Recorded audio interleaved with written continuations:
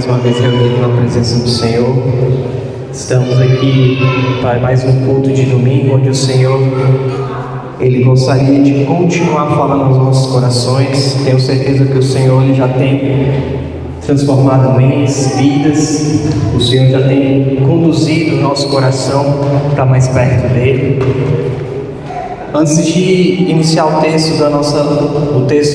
e a leitura do nosso tema de hoje, eu queria convidar os irmãos para fazer uma breve oração, amém? Soberano Deus, eterno Pai, te agradecemos, Senhor, porque o Senhor já se faz presente no nosso meio.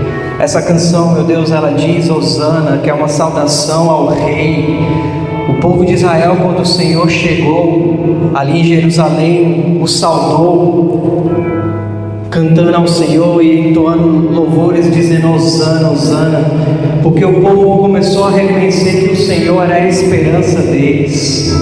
E da mesma forma nós reconhecemos que o Senhor é a nossa esperança, o Senhor é o nosso tudo, e sem o Senhor nada podemos fazer. O Senhor é que faz com que tudo isso tenha sentido, meu Deus. Por isso nós te convidamos, Senhor Jesus, vem estar conosco neste culto, que o Senhor permaneça neste culto, que o Senhor seja o centro desse culto. Meu Deus, que a mente, o coração, o pensamento humano possa se calar neste momento e que tão somente o Teu Espírito fale aos nossos corações, meu Deus. Essa oração que nós te pedimos, que o Senhor venha falar no mais íntimo, que o Senhor venha ministrar aonde o coração humano muitas vezes quer implantar engano, aonde o coração muitas vezes quer fazer com que Tua palavra não traga modificação porque incomoda. Ali, Jesus, ali o Senhor possa agir no nosso coração, que o Senhor possa gerar a transformação que tanto precisamos, meu Deus, nessa noite. É isso que eu oro e te agradeço em nome de Jesus. Amém. Irmãos, eu gostaria de pedir que os irmãos abrem o texto em Apocalipse. Eu vou ler dois textos ali em Apocalipse. Primeiro eu gostaria de ler ali Apocalipse 2, a partir do verso 1. A palavra do Senhor nos diz assim: escreve ao anjo da igreja de Éfeso, isso diz aquele que tem na sua destra as 7 estrelas, que anda no meio dos 7 castiçais de ouro. Conheço as tuas obras e o teu trabalho, a tua paciência, e que não pode sofrer os maus. E puseste à prova os que dizem ser apóstolos e os que não são, e tu os achastes mentirosos, e sofrestes e tens paciências, e trabalhaste pelo meu nome, e não se cansaste. Tenho, porém, contra ti que deixaste o teu primeiro amor. Lembra-te, pois, de onde caíste, e arrependa-te, e pratica as primeiras obras. Quando não, brevemente a ti virei e tirarei do seu lugar o teu castiçal, e não te arrependes. Tem, pois, isto, que odeias as obras dos nicolaítas, as quais eu também odeio. Também gostaria de ler ali em Apocalipse 3, a partir do verso 14. A palavra do Senhor também nos diz assim: e o anjo da igreja a Laodiceia escreve isto também, e diz: testemunha fiel e verdadeira, o princípio da criação de Deus. Conheço as tuas obras, nem és frio nem quente, nem és frio e nem quente. Quem dera foras frio e quente, mas assim como tu és, porque tu és morno, e não frio e nem quente, vomitar-te-ei da minha boca. Como dizes, rico sou, eu estou enriquecido, e de nada tenho falta, e não sabes que és um desgraçado e miserável, pobre, cego e nu. Aconselho-te que de mim compres ouro provado no fogo, para que te enriqueças, e roupas brancas para que te vistas, e não apareça a vergonha da tua nudez, e unjas os teus olhos com colírio, para que vejas. Eu repreendo e castigo a todos quanto amo, se por zeloso e arrependestes. Eis que estou à porta e bato. Se alguém ouvir a minha voz e abrir a porta, entrarei com ele, e com ele cearei, e ele comigo. Amém. Queridos, todas as vezes que eu vejo esse texto, antes que possamos adentrar um pouco mais para entendermos o que o Senhor Jesus gostaria de trazer essa noite, o que o Senhor Jesus ele nos traz nesse texto tão icônico. Afinal, quantas e quantas vezes a gente já leu esse texto nas nossas reuniões na igreja, quantas e quantas ministrações, quantas reuniões nós já ouvimos falar acerca deste tema, acerca dessas cartas que o Senhor Jesus ele encaminhou para as igrejas, ali da Ásia Menor. E é engraçado porque eu lembro que quando eu comecei a minha caminhada como cristão, e a primeira vez que eu ouvi falar sobre essas cartas, na minha mente eu entendia que eram igrejas fictícias. Era simplesmente ali igrejas que Jesus estava dando como um exemplo, e essas igrejas não existiam, era apenas um exemplo. E a verdade é que eram e se tratavam de igrejas reais. Eram igrejas que existiam de fato naquele tempo e exerciam de fato os seus ministérios. E a partir do momento que eu comecei a entender na minha caminhada cristã, eu vejo que o Senhor Jesus, quando Ele manda essas cartas, é uma certeza do que o Senhor Jesus ele está sempre de olho na igreja dele. O Senhor Jesus ele não perde o foco na sua igreja, ele está sempre atento. E é interessante que ele aponta exatamente as qualidades e os defeitos daquelas igrejas. Falando especificamente, primeiramente, da igreja de Éfeso, para que a gente possa entender um pouquinho ali o cenário daquela época, a igreja de Éfeso era uma igreja que ficava localizada numa cidade litorânea. Então, nós sabemos que a maioria das civilizações, elas se desenvolveram a partir do litoral de uma região, e por ser uma região litorânea, era uma região de bastante comércio, e era um comércio muito intensivo, era uma região rica. Era uma igreja que possuía, era uma igreja que estava localizada em uma cidade que possuía muitos recursos. Então, se era uma cidade que tinha muitos recursos, litorânea, era uma cidade com bastante movimento, tinha muitas pessoas. E por conta disso, lá também existia o templo da deusa Diana. Era um templo de idolatria em que naquele mundo antigo era um templo muito importante pagão. Então imagine, pessoas de toda aquela região com certeza migravam, iam através ali das estradas, das vias, elas iam ter naquele templo para ofertar as suas oferendas, as suas ofertas, a sua crença, e ali propagar a sua própria idolatria. E é dentro desse contexto que a igreja de Éfeso, que apesar de ser uma cidade que tinha toda essa idolatria presente, o Senhor fez uma igreja forte ali, justamente uma igreja que combatia exatamente isso: idolatria, falsos profetas, igreja que tinha toda a teologia do mundo da época conhecida, tinha todo o conhecimento. Ora, o próprio Paulo esteve ali presente, o seu pupilo Timóteo liderou aquela igreja, e alguns estudiosos dizem que até o apóstolo João por ali também esteve.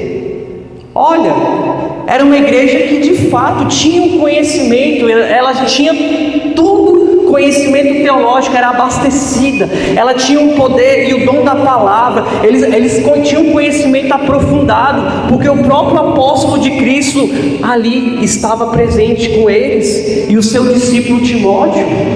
Então conhecimento eles tinham, mas mesmo com todo esse conhecimento, como o próprio Deus fala, você tem um conhecimento, você coloca à prova os falsos profetas, mas ora, do que isso adianta se você esqueceu do primeiro amor?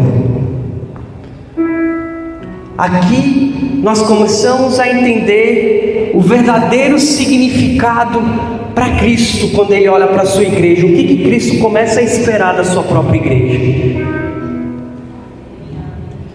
E aí, nós também temos aqui como lido a igreja de Laodiceia. A igreja de Laodiceia é engraçado que ela é totalmente o oposto. Ela é uma igreja que tinha toda estrutura, era uma igreja rica, autossuficiente. Ora, naquela época, teve um tempo que existia um grande terremoto naquela região de Laodiceia, e eles mesmos conseguiram se reconstruírem sem precisar da ajuda do Império Romano. Vocês têm noção do tamanho da riqueza daquela região? Nós sabemos que todas as regiões que são dominadas por um império, automaticamente eles têm a obrigação e o dever de pagar impostos. E essa região, além de pagar os seus impostos a Roma, ela teve autossuficiência para se reconstruir, mesmo depois de um grande terremoto naquela região. Então era uma região riquíssima. Ela era conhecida por conta da sua indústria têxtil, por conta da sua evolução medicinal ali. Aquela região tinha um desenvolvimento muito grande da medicina, então era uma região riquíssima, riquíssima. E sendo rica, eles tinham o problema de simplesmente ser o oposto de Éfeso. Eles eram pobres, cegos e nus, porque não tinham conhecimento de nada. Eles apenas achavam que a autossuficiência, a sua estrutura era o suficiente para ser a igreja do Senhor. E o Senhor fala: por conta que vocês não são nem quente nem frio, é morno, eu estou ao ponto de vomitar-te da minha boca. Sabe por que o Senhor usou essa expressão? Eu estava vendo um pouco a respeito disso, porque eu fico, às vezes, procurando entender por que o Senhor usou exatamente essa expressão nesse momento. Como eu disse, aquela região, por ser rica, ela tinha também um pequeno problema. A água que eles recebiam era uma água que não era muito própria para consumo humano. Então ela era canalizada de outras fontes muito distantes. E quando ela chegava canalizada para chegar até aquela cidade, até aquela região, a água já chegava morna. Ela não chegava nem quente nem fria, ela chegava morna. E quando eles bebiam dessa água, eles sentiam náuseas, e aí eles tinham vontade de vomitar. E o Senhor utilizou exatamente esse exemplo para que eles pudessem compreender, porque quem era daquela região de Laodiceia iria entender perfeitamente o que o Senhor queria dizer acerca disso. O quanto enojado o Senhor ficava com a atitude daquela igreja, o quanto o Senhor não gostava daquela atitude. Então, quando nós olhamos para isso, nós olhamos que o Senhor Jesus, ele escreve essa carta com o intuito de mostrar as qualidades, aquilo que agrada a ele e aquilo que o desagrada. E isso é forte, porque quando nós olhamos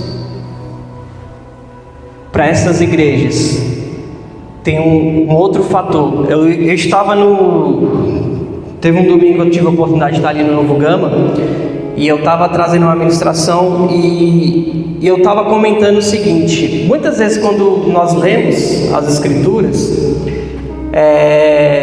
eu estava falando um pouco acerca ali da crucificação, Judas.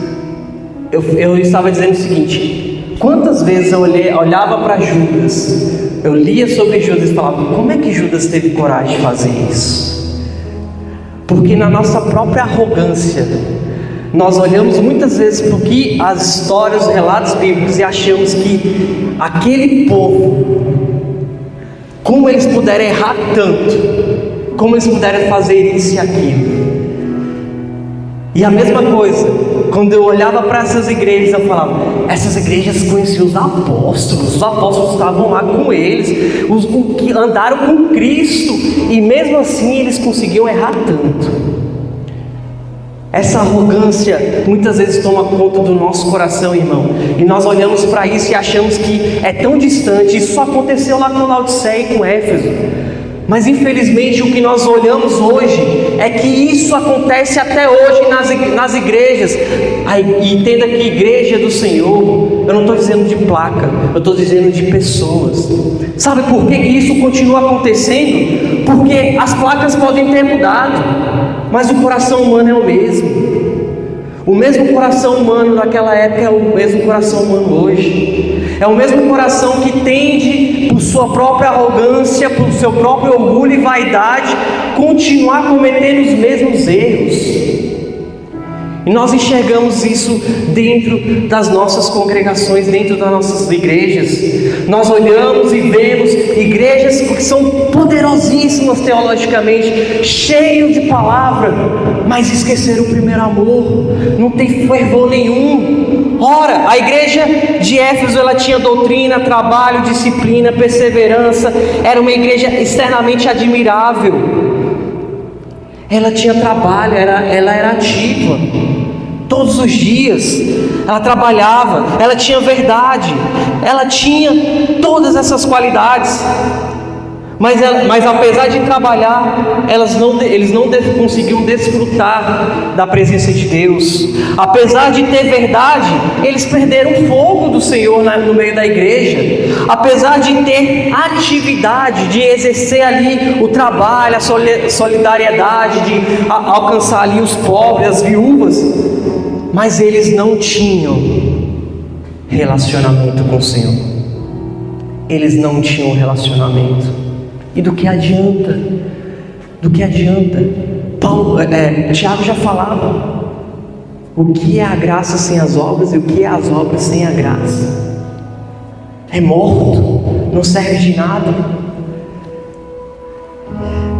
Já a igreja de Laodiceia era famosa porque ela tinha toda essa estrutura, como eu disse, tinha recursos, tinha aparência, com certeza devia ser uma igreja muito belíssima na época, porque tinha dinheiro.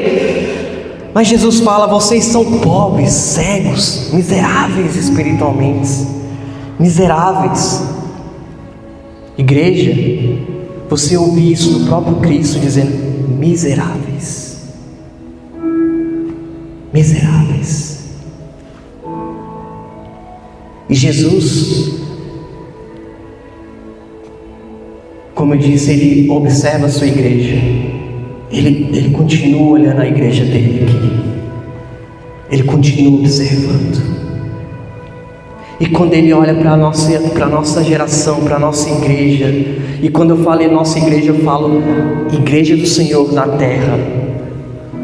Quando Ele olha, será que Ele hoje, Ele não vê só uma Éfeso ou só uma Laodiceia, ou Ele vê um misto das duas igrejas? Uma igreja que não tem fervor, que não tem o primeiro amor, e é uma igreja miserável, porque só está preocupada em criar templos, criar ações para impressionar os homens.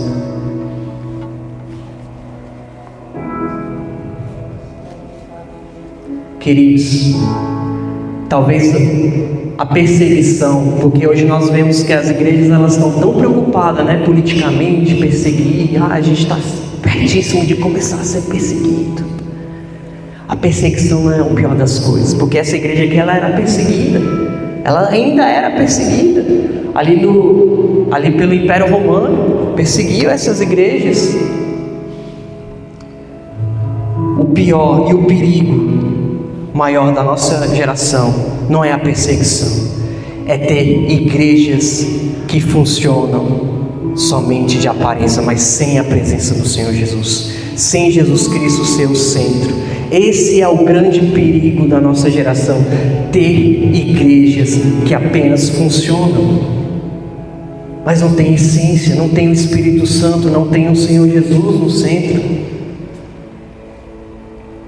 Eis que estou à porta e bato.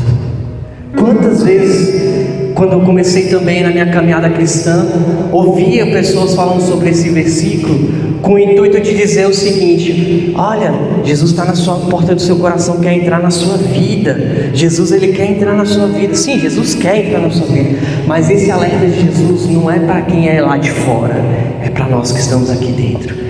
Nós estamos aqui dentro e muitas vezes deixamos o Senhor Jesus bater na porta, e Ele quer entrar e não consegue, porque Porque as igrejas estão mais preocupadas em fazer um show de emocionalismo, um espetáculo, fazer apenas algo aparente para mostrar, para ganhar rede social, para ganhar investimento, porque tem igreja que faz isso para ganhar, atrair investimento, atrair influência, atrair pessoas famosas, para se enriquecer. Jesus, ele está dizendo assim, ó, estou aqui na porta, batendo.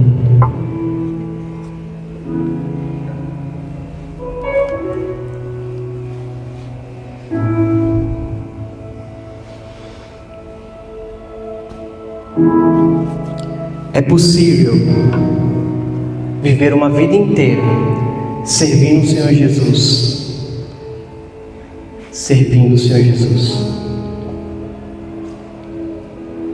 mas sem ter um dia de relacionamento com Ele. Porque na cabeça de muitos, servir ao Senhor Jesus é estar religiosamente todos os domingos, todos os cultos, estarem ali, todo dia eu faço minha oração. Isso é religiosidade. Você pode orar todos os dias, de manhã, tarde e noite. O muçulmano, ele ora 5 vezes por dia.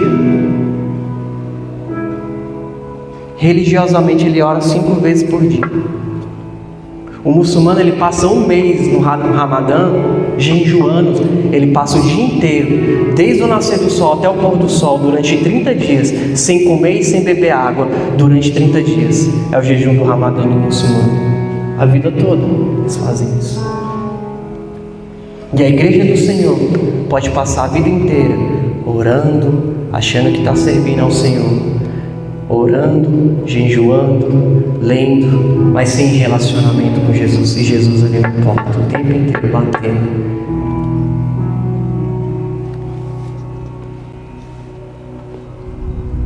A maior doença da nossa geração, da nossa nação, da nossa igreja, é simplesmente a rotina espiritual. Transformar algo rotineiro. É por isso que muitos se cansam. Porque vira uma rotina, e quando é rotina, é algo repetitivo. E relacionamento com Jesus não é repetitivo. Relacionamento com Jesus é sempre algo novo. É sempre uma história, uma vivência nova, porque o Senhor Jesus, ele tem sempre algo novo a nos ensinar. Ele tem sempre algo novo a nos transformar. O Senhor Jesus, um dos principais motivos que o Senhor Jesus, ele caminhou com 12 pessoas, onde ele comia, dormia, passava o tempo inteiro com seus discípulos, não foi para poder juntar 12 pessoazinhas para ficarem conhecidas no mundo, não, foi para mostrar que quem se relaciona com ele é possível mudar vidas. Porque Jesus, ele pregava para multidões. Se Jesus estivesse apenas querendo que pessoas divulgassem aquele evangelho, multidões poderiam fazer esse trabalho. Mas ele buscou primeiramente relacionamento com 12 pessoas, para que essas 12 pessoas fossem impactadas por quem ele era e fazer o que eles fizeram. E o Senhor Jesus hoje, ele está convidando a nossa geração, a nossa igreja, a ter esse relacionamento. Chega de frieza, voltemos ao primeiro amor. Lembra, igreja, que quando você conheceu o Senhor Jesus, você queria todos os dias estar orando, falando com Ele. Jesus, nossa, que sensação, que sentimento, que vontade maravilhosa estar na Sua presença, que coisa gostosa, eu quero estar ali, Jesus, eu quero Te servir. Jesus, eu quero falar do Senhor para os meus irmãos, para a minha família, para o meu vizinho, porque o que o Senhor fez por mim, eu quero que todo mundo experimente. Cadê esse amor? Cadê?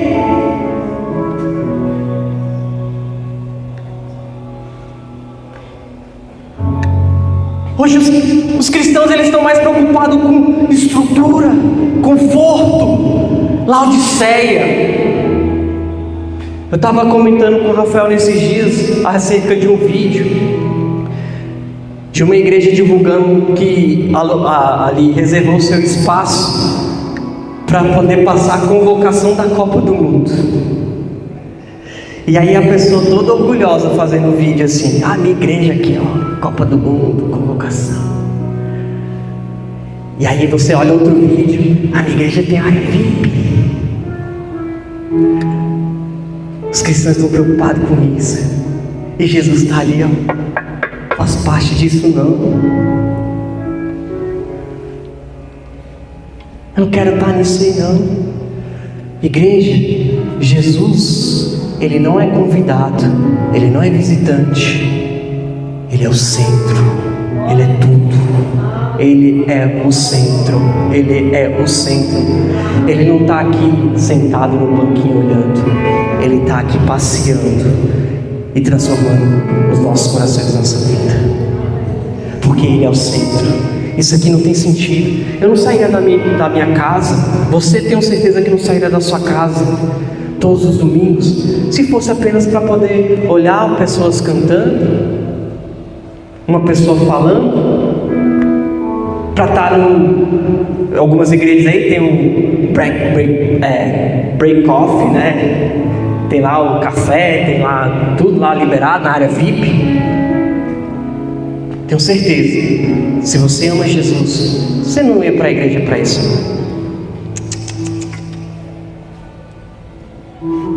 Nós temos que saber que Ele é o centro de tudo.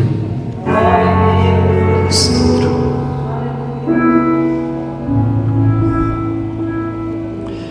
A igreja hoje, ela tem manipulado os cultos, justamente porque Jesus não tem sido o centro, Ele não está presente.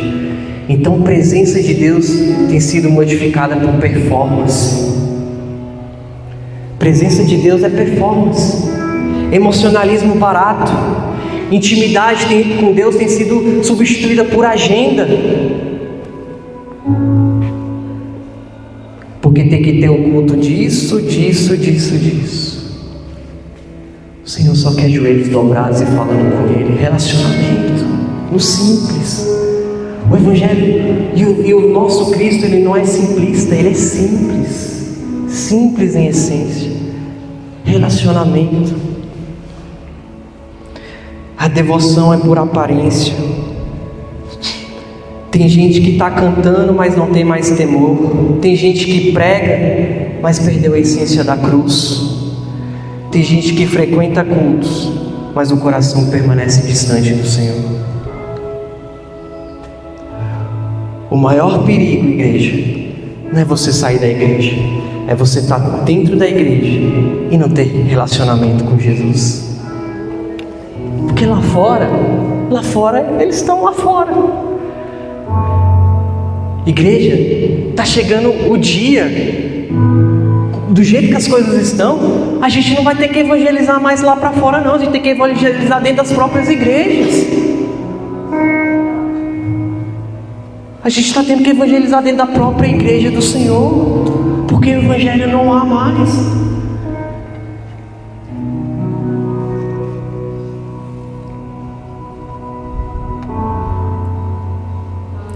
O cristianismo, ele nunca foi apenas para você fazer coisas e para Deus usar as suas mãos. O cristianismo do nosso Cristo, ele sempre foi relacionamento com Ele, vida com Ele, porque se não fosse isso, Ele não entregaria a sua própria vida. E Ele exige a nossa vida. Ele não quer a sua mão, Ele não quer metade do seu tempo, metade do nosso compromisso. Ele quer a sua vida por completo. Porque a sua vida por completo é relacionamento com Ele, que entregou a vida dele por nós. Eu quero esse relacionamento com o Senhor. Eu tenho certeza que cada um de nós queremos esse relacionamento com o Senhor. Antes andávamos errantes, mas o Senhor nos resgatou. O pastor Divino disse aqui hoje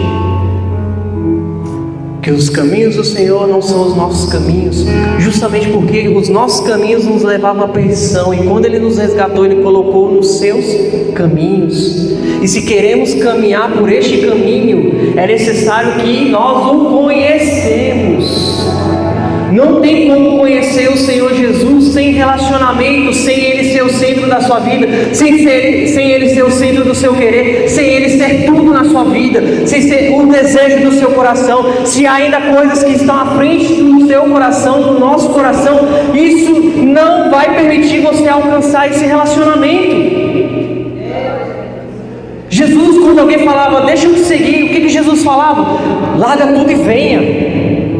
Por quê? Porque para ter relacionamento com Ele, tem que se dedicar a sua vida para Ele. Os discípulos, eles abandonaram as suas carreiras, as suas vidas, para segui-lo. Nós precisamos tomar essa iniciativa, ou continuaremos sendo igrejas de Laodiceia, de Éfeso, igrejas sem o fervor do Senhor, sem o primeiro amor, e igrejas que são apenas estruturas humanas.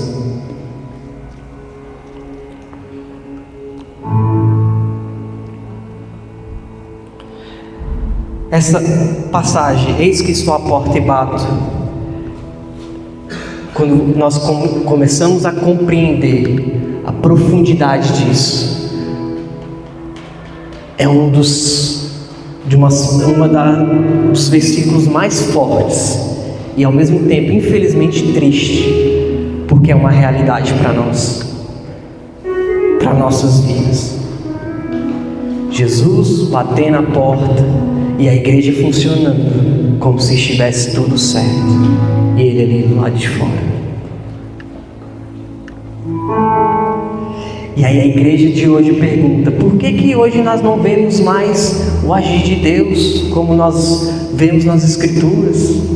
Por que o Senhor não age da mesma forma? Ele age, é porque Ele não está presente. Ele não está presente. Como Ele vai agir se Ele não está presente? Como Ele vai manifestar se Ele não é o centro? Se a igreja hoje, a igreja da atualidade, quer agir por conta própria, por força própria, por ego próprio, por orgulho próprio, vaidade própria. E o Senhor já nos fala: sem mim nada podeis fazer. Sem mim nada podeis fazer. Então, a igreja do Senhor, ela vai voltar a ver milagres, maravilhas, sobrenatural, agir de Deus, a partir do momento que a igreja começar a ter esse relacionamento, essa entrega de vida, onde a igreja do Senhor, ela não é mais uma igreja que está preocupada apenas com estrutura, conforto. Não, ela está preocupada aí: Senhor, eu quero ter esse relacionamento, eu vou colocar meu joelho no chão, eu vou orar. Senhor, eu tinha que fazer isso, mas o Senhor está me colocando no meu coração que isso é prioridade. Então isso aqui pode esperar, Senhor. A minha prioridade é o Senhor, hoje, agora e sempre.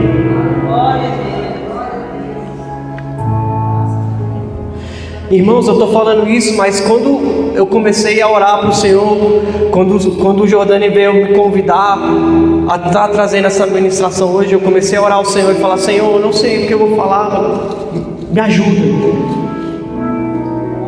E doeu, irmão, doeu porque eu me vi. Eu estou falando isso para os irmãos, não é porque eu estou isento, não, eu estou nisso também.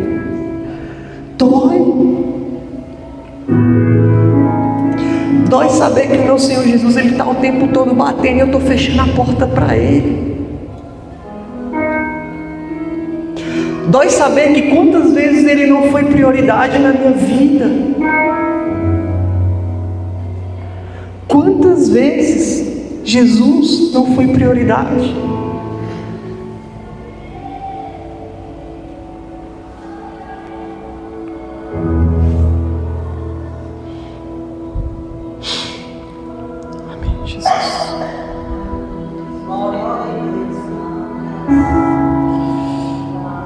Mas há algo muito lindo, porque o Senhor Jesus, a sua graça é infinita e a sua misericórdia é maravilhosa. Ele não procura perfeição, e do mesmo jeito que Ele nos confronta, Ele também oferece o escape e a restauração. Dentro desse mesmo texto, nós podemos encontrar três 3 escapes do Senhor. Primeiro, o Senhor ele nos diz: lembre-te de quando Jesus era a sua maior alegria, quando Ele era o seu primeiro amor, quando a oração não era obrigação, a oração era prazer. Lembre-te que quando a palavra queimava dentro da sua alma, e o culto não era simples rotina de obrigação, de ritual, mas era simplesmente: eu quero ir lá porque eu quero adorar esse Deus junto com meus irmãos, porque foi para isso que eu fui chamado para te adorar com minha própria vida, e em comunhão e em verdade com meus irmãos. Lembre-te, o Senhor está te dando escape, lembre-te disso. Mas não só lembre, coloque isso em prática. E como é que você vai passar a colocar isso em prática? Se arrependendo, porque arrependimento é largar as velhas práticas e começar tudo de novo.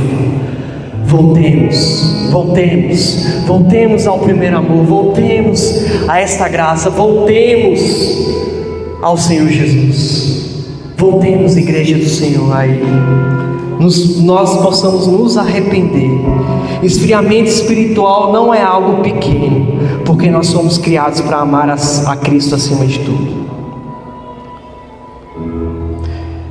Ainda existe graça, ainda existe restauração, ainda existe esperança para aquele que deseja voltar. Jesus, Ele nunca procurou uma igreja perfeita. Ele simplesmente está dizendo: olha, eu vejo a minha igreja, eu vejo que minha igreja ela faz isso certo, mas o que está errado, eu a amo e eu quero que ela se conserte. É isso. Jesus ele não está condenando a sua igreja, Ele está convidando a sua igreja para estar mais próximo dele, mais próximo. Vem, para de perder tempo por bobagem, para. O pastor falou: o mundo não tem nada para oferecer, não tem nada, só desgraça.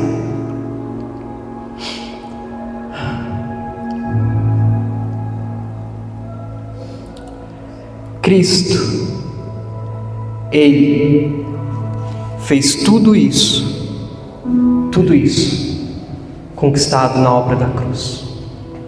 A obra da cruz é a perfeição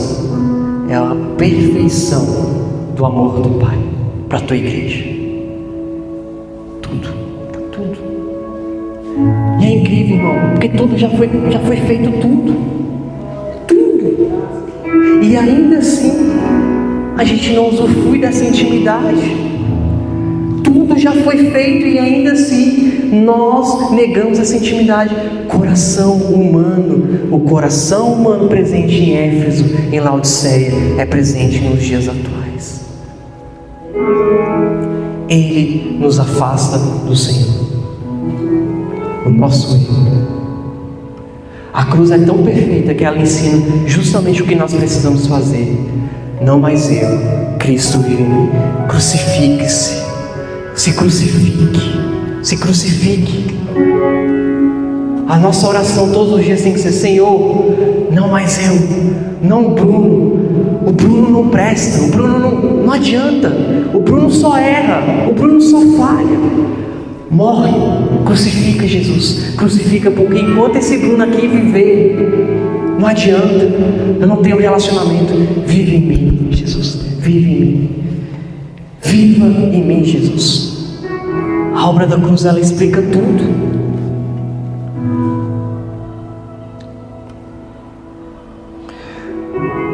O Evangelho, ele não pode ser regido por emoção por isso.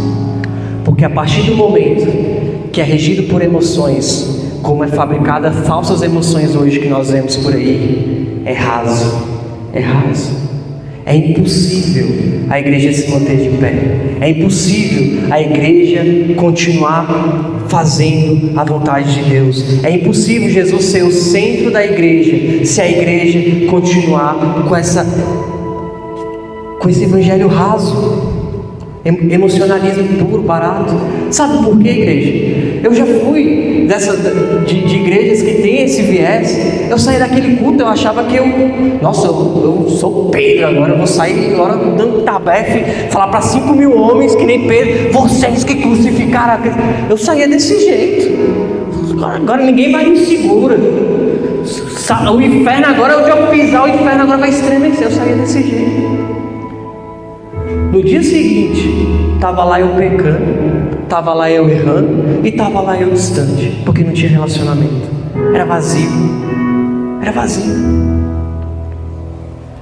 Igreja, quando o Senhor convoca para a tua obra, para fazer a obra, o ministério, quantas vezes nós vemos igrejas que estão ali ativas, mas sem o amor, então não conseguem se manter, ou igrejas que estão ali, têm estrutura, mas não conseguem exercer o ministério, porque não tem a palavra.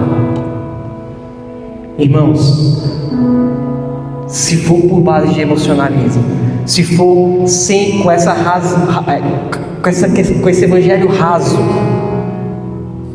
a gente vai continuar parado, a igreja não vai movimentar, a obra do Senhor não vai ser feita. Sabe por quê? Porque quando tiver obra, ninguém vai querer fazer, ninguém vai se colocar à disposição, não vai dar disponibilidade.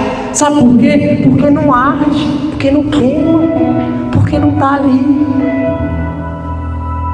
Agora, quando Cristo pulsar no seu viver, quando o primeiro amor, quando o Senhor Ele verdadeiramente pulsar, quando você tiver esse relacionamento, porque a gente aprende a amar uma pessoa é se relacionando com ela todos os dias. Aqueles que são casados sabem bem o que eu estou dizendo. A gente muitas vezes, a gente casa ali, está apaixonado, a gente gosta da pessoa, mas a gente aprende a amar de verdade quando a gente começa a se relacionar todos os dias com ela, porque a gente começa a enxergar o seguinte: olha, essa pessoa, ela tem esses defeitos, mas para mim não importa.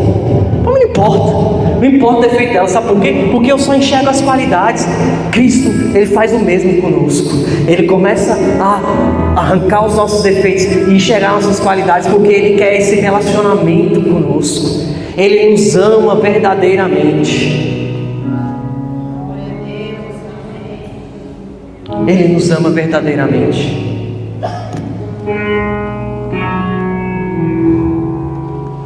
E aí, muitos não conseguem entender o porquê que estão cansados, o porquê que não conseguem progredir na nossa vida cristã, o porquê estão estagnados, o porquê que não conseguem alcançar um patamar novo.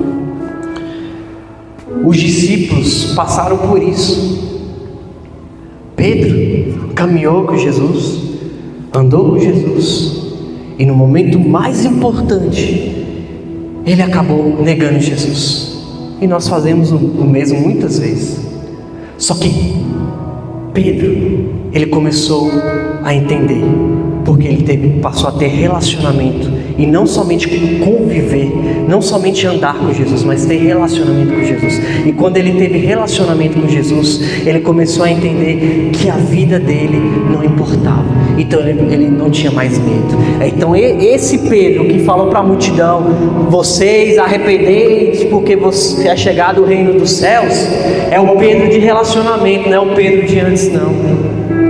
É o Pedro que tinha relacionamento com Cristo, que ardia no coração dele esse fervor, essa vontade de fazer acontecer. Paulo teve encontro com o Senhor Jesus ali no caminho, quando ele teve a visão. Depois daquele momento ele teve relacionamento, e prisão, fome, sede, perseguição, nada disso impedia Paulo de continuar progredindo. Vida cristã sem relacionamento com Jesus é vida parada, estagnada, cansaço, desânimo, frieza.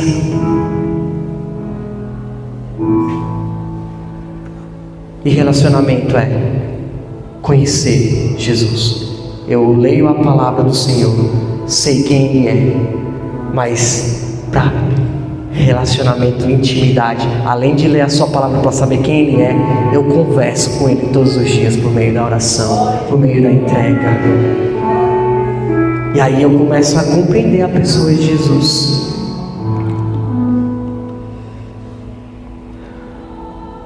Uma igreja em que Cristo não pode ser o centro, ela é apenas para impressionar pessoas.